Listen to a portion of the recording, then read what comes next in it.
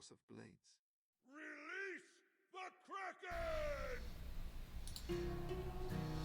Hello, this is Boss Blades here, and I'm doing essentially a gameplay overview of the finals that I played against Tino / Kraken for the Mythic LGS tournament for the month of May.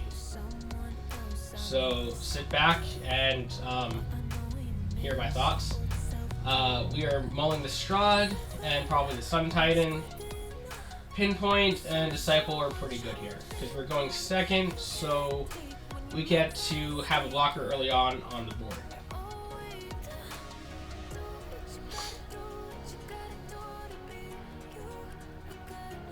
Now, I have a cold, so you may hear me sniffling and or coughing, etc., but don't let that deafen your ability to enjoy this video.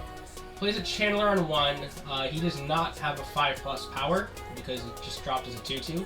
That's very important information. We drop the Disciple. That gives us a blocker to block his Channeler, but if he swings, then he's probably got a Curse Bearer, and we don't really have a good out to the Curse Bearer. We don't really want to take 3 here.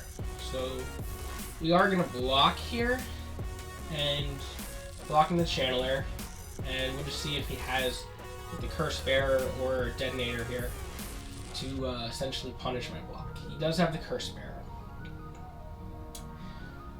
So we go back to 2 mana. They've got the 5/3. The only plays I have are the Prayer or the Disciple, so I'm going to go with the Disciple because the Prayer doesn't actually really do anything good for us here. So playing the Disciple, and it gives us Herald of the Host, which is kind of a weak tempo play for later on. Both of our Angels are not very good here.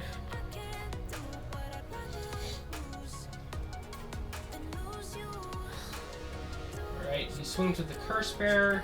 There's no value in blocking here, so I just take the 5.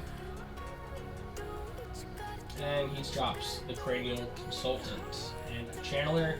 Still no 5-drop in hand, so just a 2/2 there. Going very wide with this board here before I get to Day of Judgment turns and such.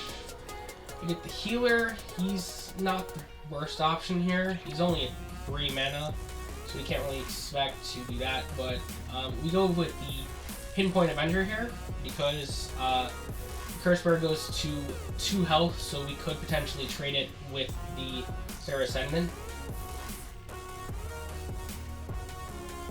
And then, let's see, taking his time thinking his play out. And let's see, what does he have?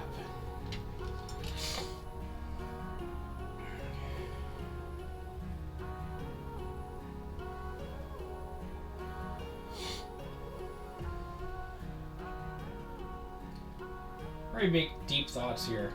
Let's see what he's got. He goes for the Grudge Match. It's very punishing here. Gets rid of our Ascendant, makes it so we can't really block anything here too effectively. So we are blocking the Curse Bearer because it does actually save the most health here. And then we're taking 8. Very big push, pushing us all the way down to 12 on turn 4. We go up to 13, draw a second Sun. We go for the Desperate Prayer, see what we get. We're in a Healer, go back up to 19, giving us an extra 6 health. Giving us a little cushion. The Wild Speaker's Fury essentially trades off with our previous healing. We take 8, we go back to 11, healing back to 12. So essentially we're back a turn. We gain 2 health from our land. Only play we really have here is the Shrine of Valor. There's no point in really popping anything else here. So we do the Valor, and we get the 2/3 here. Kind of just banking on him not having the Veil Curse Predator here. Doesn't look like he has it, so we're going to block the 4/1 that doesn't make us discard our second Sun. And then he drops a Kothapede. So we're only at like 10 health. Extra Angel, a look, see the Kothapede. Does not do anything to the coast speed. It's not a werewolf, vampire, or zombie. It's kind of sus that they added a bunch of demons to the set, and Vanquisher Angel was not errated or updated to include demons, which would give it a lot more playability if it did. So he goes for the card draw. Makes sense. He's trying to dig for his removal and such. Very good top deck here. Serra's Judgment on the Kothapede. Get ourselves a 4/4 Angel. And then we could drop the Herald here, but it doesn't really do anything. It would just trade for a Veil Curse for my full field. So I could go for the Sanguine Bond to try and set up later, but I go for the Glare. So if he swings with the Cranial, then it's going to trade for my Glare and save me the 4 health. So that does happen. He swings with the Cranial, and our Glare kills the Cranial here.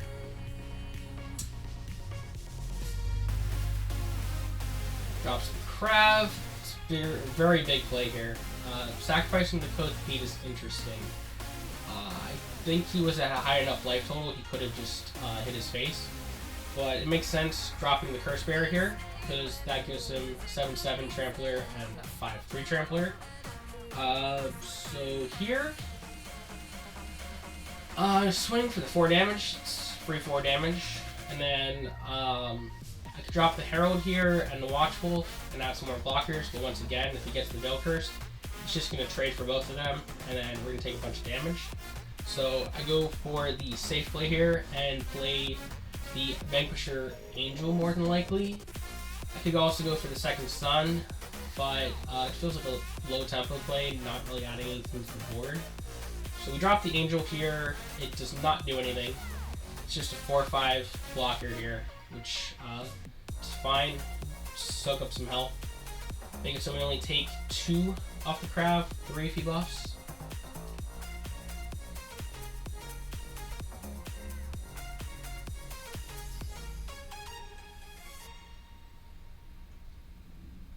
Okay, and he fouls and kills the Angel there. Very annoying. We are going to block the Crab here. There's a valid reason for that. We are at 7 mana. So our plan is, assume our land doesn't trigger. We're at 2.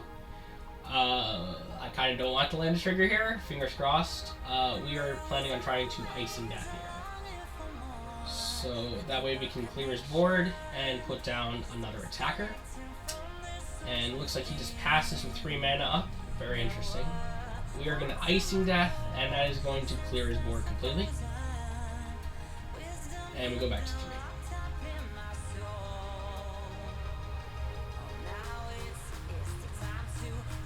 Okay, he plays a Detonator. Drops Confident. It's just dropping his hand here. That's really all I got, I think. So we are at 9 mana, which is nice. I'm just gonna go ahead and just try and play a bunch of stuff. We're gonna attack the Icingdeath first. Desperate Prayer, big hit. We get the Strahd, heals us a full 10 health. Puts us out of a lot of his lethals here, so that's really good. Icingdeath is just really good in this matchup. He doesn't have any big flyers outside of like buffed up Drana and Kothapede, and those are his only flyers. So if he has a Veil Curse here, we're pretty good just trading away the Angel and the Watchwolf. There's no point in dropping the Pinpoint because you do the same purpose to the Angel here. You just trade for his Veil Curse. Considering doing a Sanguine Bond here, but because you wouldn't be able to trade for both the Icingdeath and something else. Like the Icingdeath is definitely safe, even if you had like a Veil Curse. He's only at 8 mana, so he can't do like some super crazy. You need like a Veil Curse plus like a Wild Speakers to full clear me, and that still wouldn't be game here. Okay, he goes for the Grudge Match and kills the Herald, and then he does have a Veil Curse. So he's essentially making it so I can't reasonably block here. But I already have the 9 mana, so I can Sanguine Bond, Second Sun, swing with the Icingdeath, because Dark Confidant also drops him down to 9. The second bond plus the second sun, that's doing 7, and then the Icingdeath does 6. So that's 13. That is more than enough to get the game here. Our land does trigger. It pushes it to 4, doesn't matter. We got him. Sanguine bond, second sun. And Icingdeath takes the cake. Alright, so that is the end of game 1.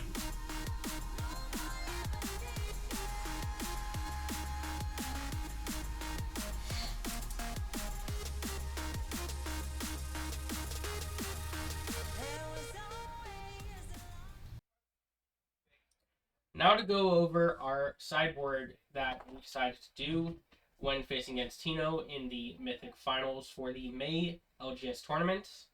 So we 100% decided that we were going to swap into Yaks to showcase off our transformative sideboard here. So the first thing we are doing is dropping the Watchwolves. We'll be dropping the Strahd, dropping the 2 Sun Titans, and then swapping the land to Moorland Haunt. And then we are going to go and switch into our Yaks by adding the attack Yaks. And the 2 Champions Grit, card that was very useful actually. Even outside of playing Yaks, it was very good against Long Tim in our matches as well. And then our Alarm Bell. And that is the sideboard that we decided to do for Game 2 versus Tino. Okay, we're loading back, and now we are going to wait for instruction from Tim on when to queue against Tino for Game 2. We essentially had some issues with Discord where I didn't apparently have an output selected, and so I couldn't hear anything on Discord whatsoever, and I basically swapped between games and coordinating with Tim on when to queue and when Tino was ready by switching back to my mobile phone. So we go to queue, and let's see. I believe we're waiting on Tino to finish sideboarding here. There he is.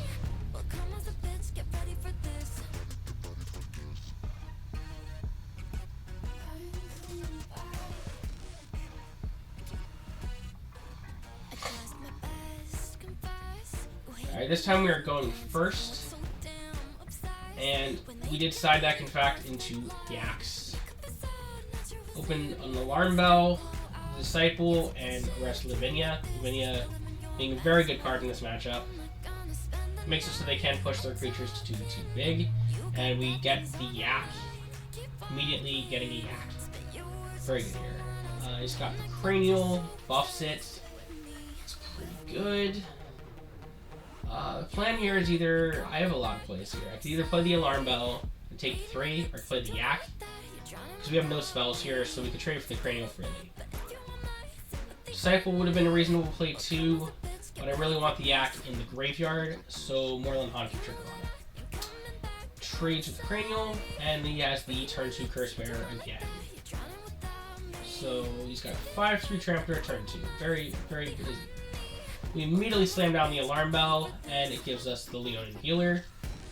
Comfortably taking 5 damage here. That is fine. Because we kind of just want to get another Yak as a good blocker here. Because we've already hit 3 of our drops. And there is the extra Yak. So we are going to play the Yak with the Champion's Grit. Very good blocker. And even if he has removal, the next Yak we play will be a 7/7, which is essentially bigger than most of his creatures outside of like a Kothapede or Death Shadow. So let's see what he does.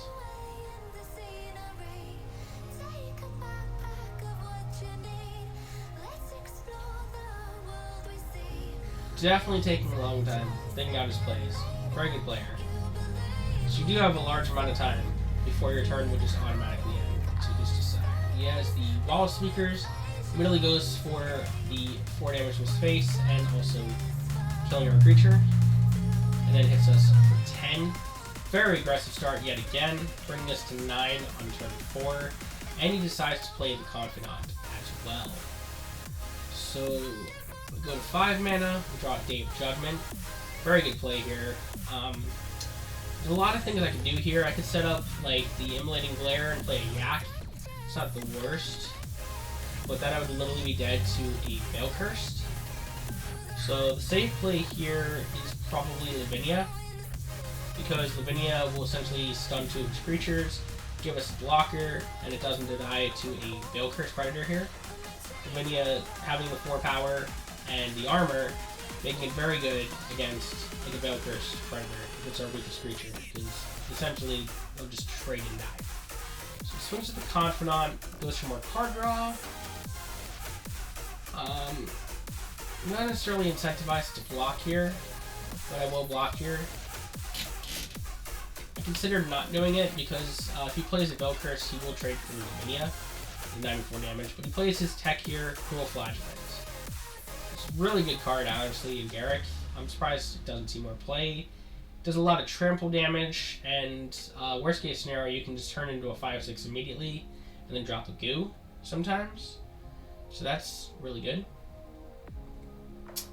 We got a lucky top deck in the Serra's Judgment, and Moorland Haunt giving us a Yak. So we swing for the 4 damage with the Lavinia. Pop up the Glare, and then we decide to play the Yak as a 7/7. His land triggers, gives him a creature to his hand. As you can see, even if he Veil Curse, all he would do is trade with the Lavinia.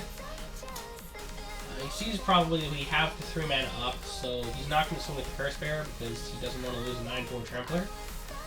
So more than likely he's just going to swing with the Cruel Flagellant and the Scorpion, and if he does, and the Glare hits the Flagellant, then it's really good for him, because essentially he traded the Glare for nothing. He gets back 5/6 Trampler. He's totally fine with that.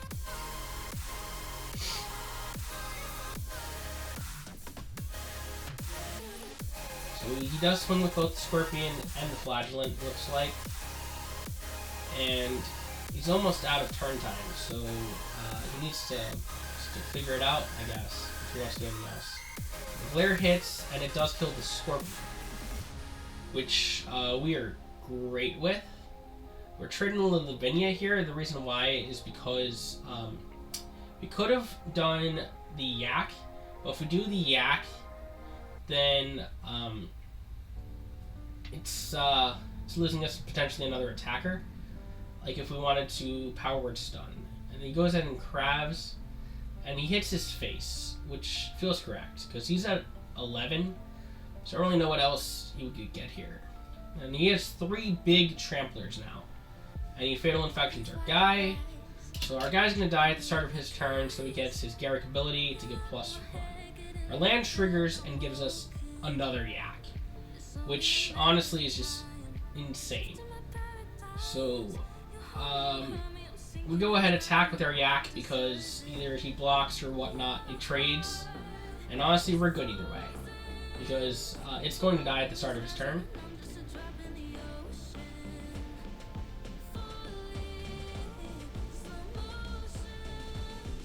And he goes ahead and takes 7.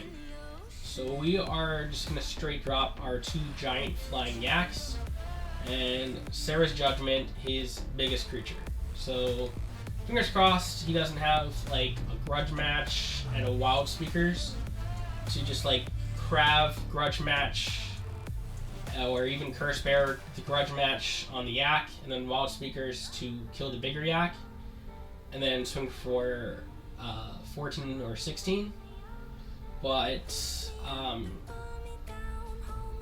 I mean, Tino wasn't streaming, and I guess according to him his internet cut out here, but I mean, unless he had literally those cards, which I'm assuming he didn't,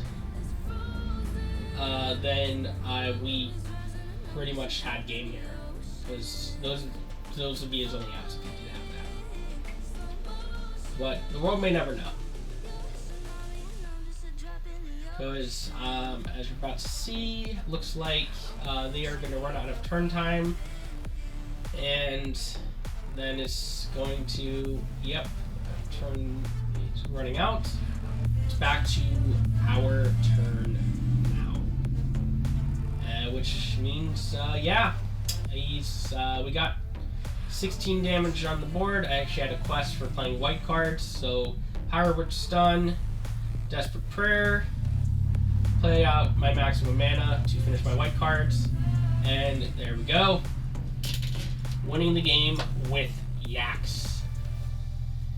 And there you have it. This is how we won the Mythic tournament.